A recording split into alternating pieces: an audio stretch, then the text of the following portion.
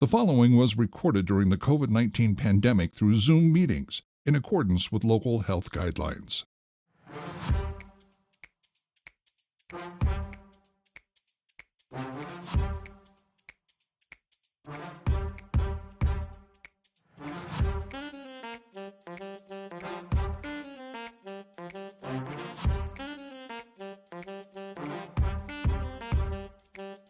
Hi, I'm Mike Maloney, and welcome to this special CSRM podcast series exploring the book Sports Outreach Fundamentals by Dr. Greg Linville.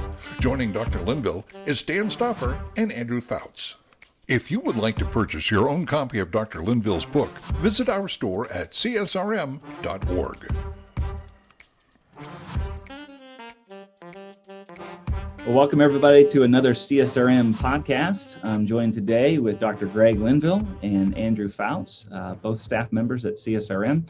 And we are continuing to work through a great resource. We encourage you, if you've never read it or never purchased it, a great gift maybe for the sports minister in your life. It's called The Fundamentals of Sports Ministry Outreach. And we have been working through chapter 6 about different continuums. And today we're on continuum number 6, which talks about formal and informal training, which I know is probably just something dear to a lot of people's hearts, because maybe you did receive training. Maybe you have a leader within your ministry who's interested in becoming a vocational sports minister. And so Dr. Linville, for the sake of time, let's dive right in. Tell us why training, why education is so important for the sports minister. Because they want to keep their job. Yes. Because they want to continue to fulfill the call on their life for their ministry. Amen. And I can't tell you how many times elder at First Church, and they come to me and say, "You guys are blowing smoke at us. I think you're lying to us." What do you mean? Well, the sports minister comes and says, "We had 12 people raise their hand at the youth basketball league, and we had 25 guys in the adult men's league that signed a card," and on it goes. And at the end of the year, we got hundreds of days decisions for Jesus.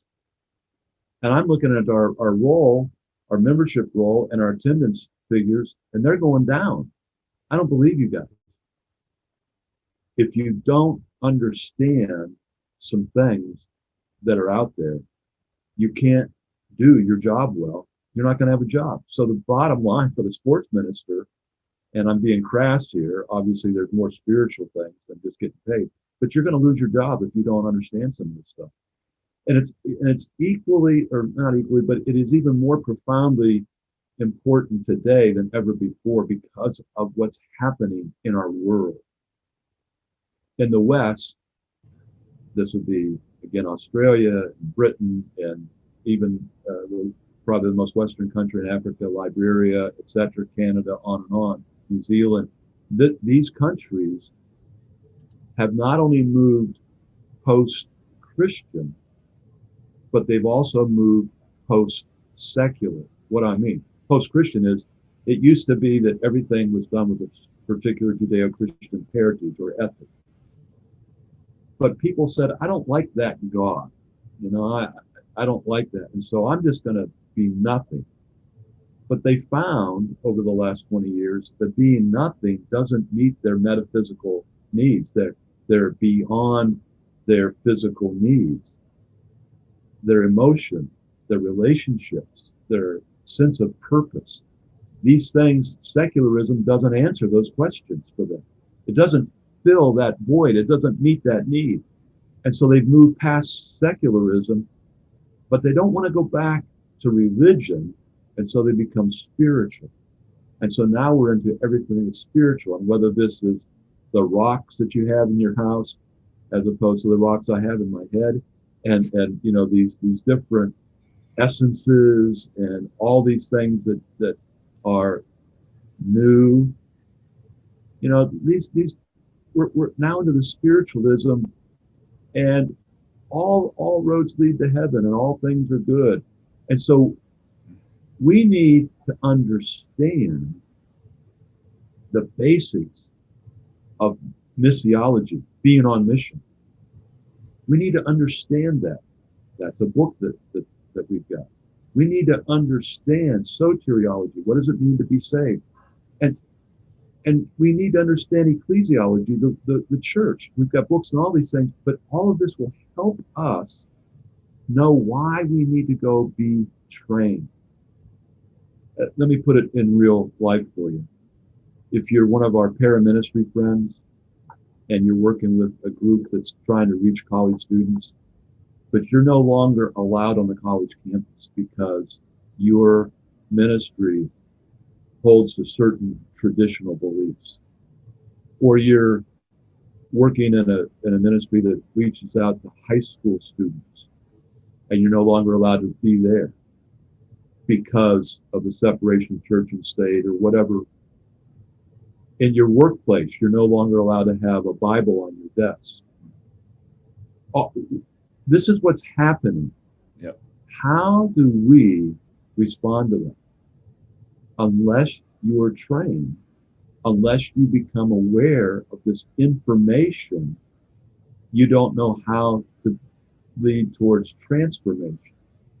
And so then for me, the question really is, if you want to really be relevant, if you want to be really strategic, if you want to be efficient and effective, you need to be trained. And I would add to this too, and you hinted at it, if you want to understand the times that we're living in. Yes. And the challenges that we're up against, and the philosophies that are screaming against very traditional Christian values, you've got to be trained too. Dr. Linville, sorry. Oh, I was going to say, you touched on, both of you just touched on the other part of this too, is that, especially with us in the discipleship side of things, if you want your congregation or your league goers or, whatever you want to call them, to be able to understand how they as disciples should be reacting to things, or why for newcomers, why your church talks about things the way they do, you have to be trained enough to be able to train them as well. And so it's a continuum, not just a one and done. No, and I think that leads to my next question here. Greg, you kind of hinted at how the winds have shifted, they've changed, and we need to be aware of that, and training is important.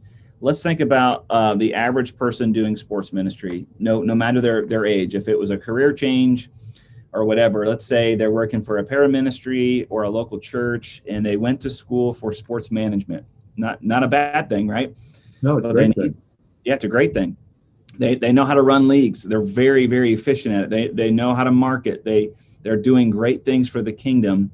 But when it comes to theological training, to keep their job, to keep their elders happy, to be able to actually contribute at a staff meeting, to be able to preach when asked, all of these things, where do they turn?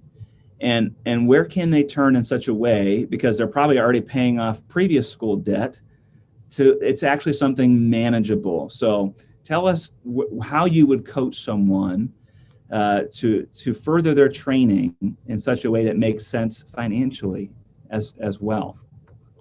These are wonderful questions, and they're so relevant. And let's first of all say that there are a couple of steps on the training, and there's the informal, which would be that you go to a seminar or you watch a podcast, or the people that are watching this, they may even be able to take these podcasts and let the podcast serve as their own certification. We offer that certification.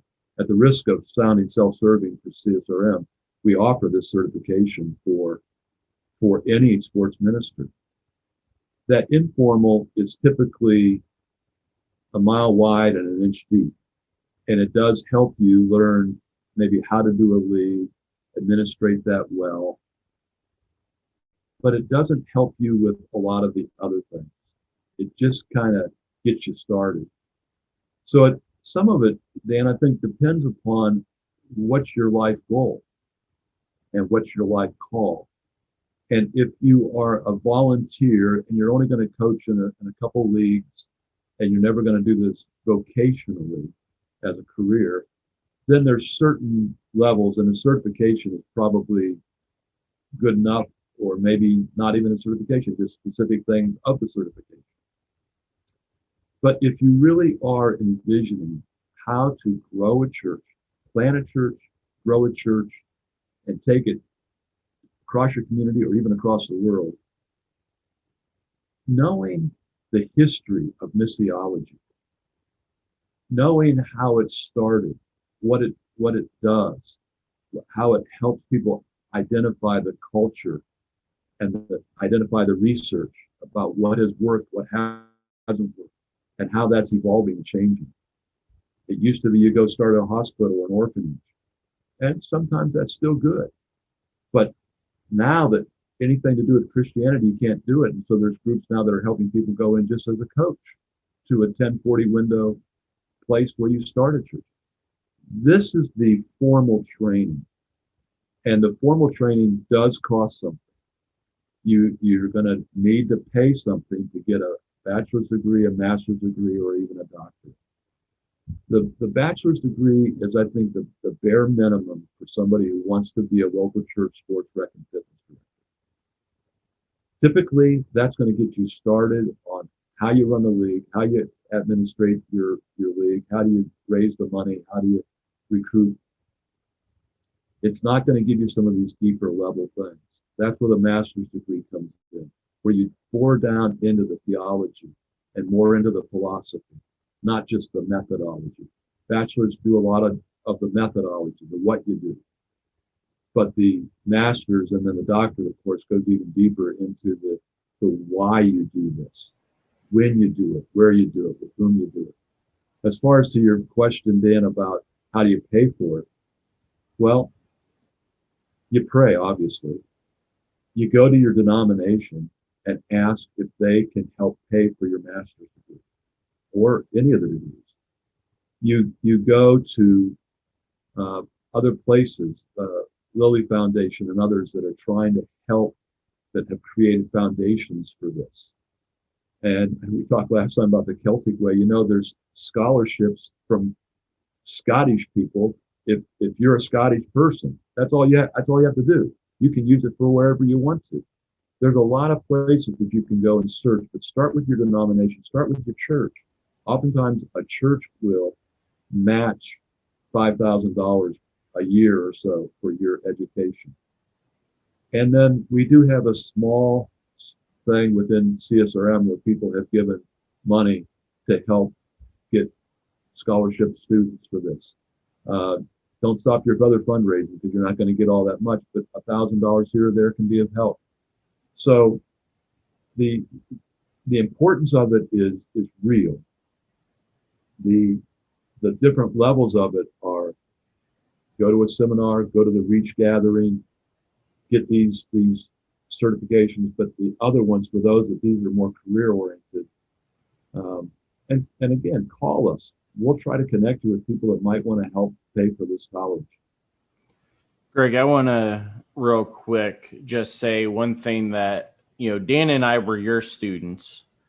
And one thing that was very amazing, very appreciative of the way that you handled even just within a bachelor's level foundation is we covered more theology. I personally at least got more theological training out of my sports ministry classes than I did out of my theology classes.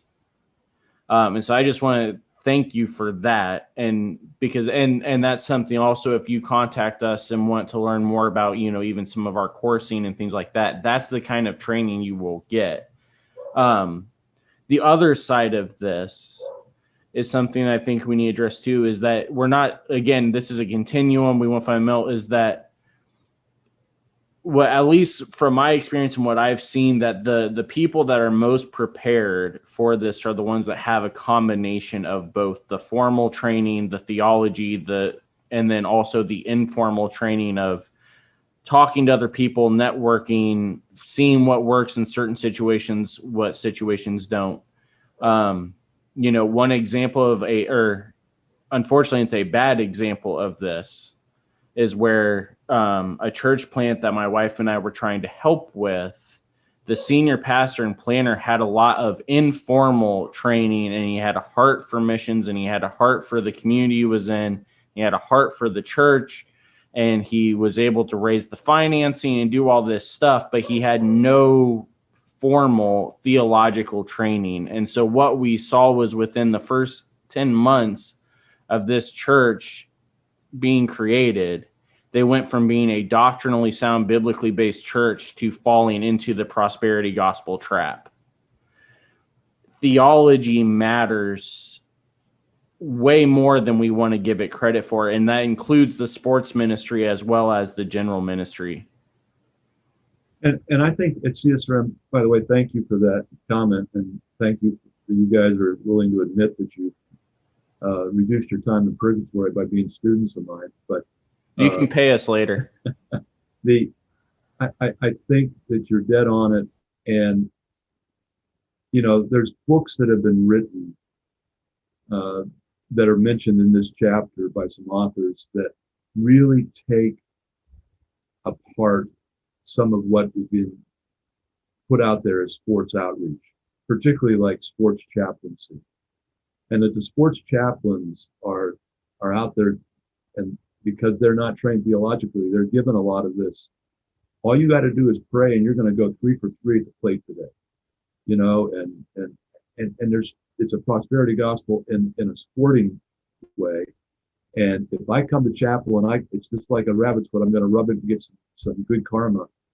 And that's how a lot of players do that. And the sports chaplains need the theology to help them be able to help their players. And so it's just so real. We in CSRM think that for a lot of the methodology, there's a lot of stuff on the internet. There's a lot of places you can go to get a form for how you have somebody register. We have that stuff too. So we produce a lot of that. Yeah, but I mean, it's out there.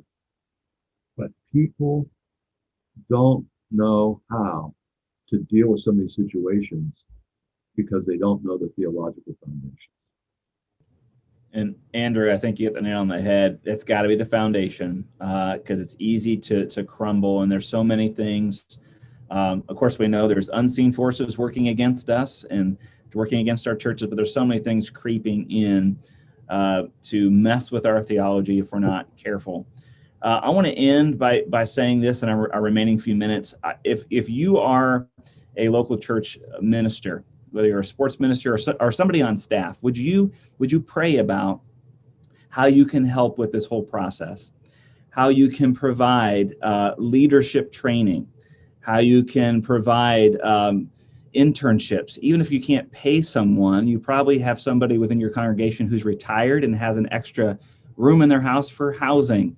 But could you provide opportunities for people who need training, who feel called into sports ministry? It's only going to benefit potentially your church, and even more important, it's only going to benefit the kingdom as God continues to see more and more people come into it. I have a friend who's in ministry. He's at the tail end of his ministry career, and he is very concerned about the lack of people following behind him in ministry. We mentioned this a couple sessions in the past.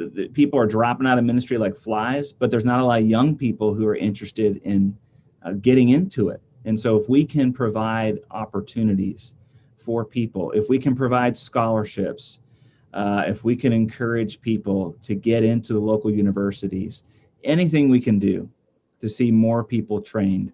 It's I'm only going to piggyback on that, Dan. Yep. If you can give money for people to go to school, yep, we can give you a 501c3 tax credit through CSRM through our Leading Fund. That's what that's there for. So please, if you know of anybody or you yourself can help fund somebody, just let us know.